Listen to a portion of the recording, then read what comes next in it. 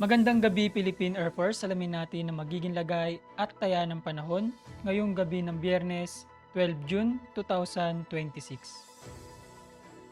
Sa ngayon wala tayong minomonitor na low pressure area o sama ng panahon na maaaring makaapekto sa ating bansa.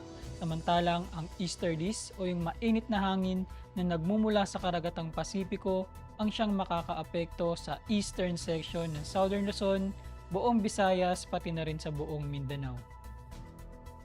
Para naman sa magiging lagay ng panahon bukas, asahan sa buong Luzon kasama na ang Metro Manila, buong Visayas, pati na rin sa buong Mindanao ang bahagyang maulap hanggang sa maulap na kalangitan na may mga tsansa ng pulu-pulong pag-ulan, pagkidlat o pagkulog.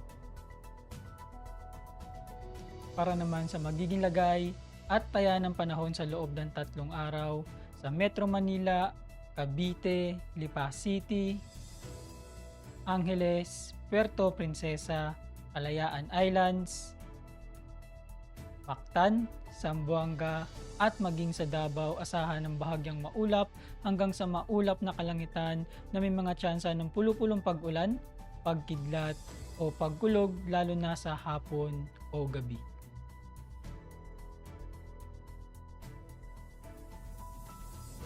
Lulubog ang araw mamayang 6:25 PM at sisikat bukas ng umaga ng 5:27 AM.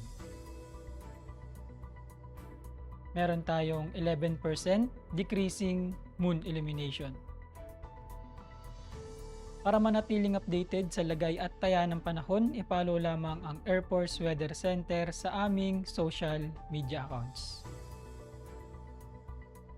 Yun lamang po ang lagay ng panahon ngayong gabi sa ngalan ng aming commanding officer na si Colonel Alvin Jan Cugador, Pap JSC, o si Sergeant Antonio Emrilli Jr., Weather Broadcaster ng Air Force Weather Center.